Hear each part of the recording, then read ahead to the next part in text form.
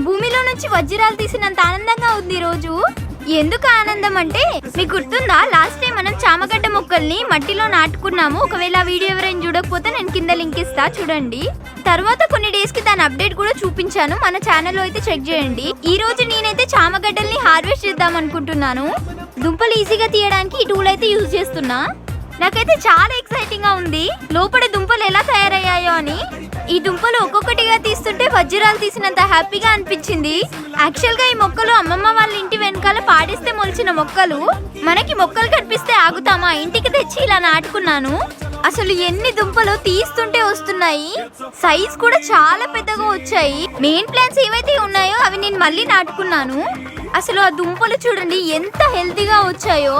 So final గా మనకైతే ఇన్ని దుంపలు వచ్చాయి. దుంపలన్నీ వాష్ చేసుకున్నాక చూడండి అసలు ఎంత బాగున్నాయో. ఇన్ని దుంపలు వస్తాయని అస్సలు ఎక్స్పెక్ట్ చేయలేదు. చాలా హ్యాపీ.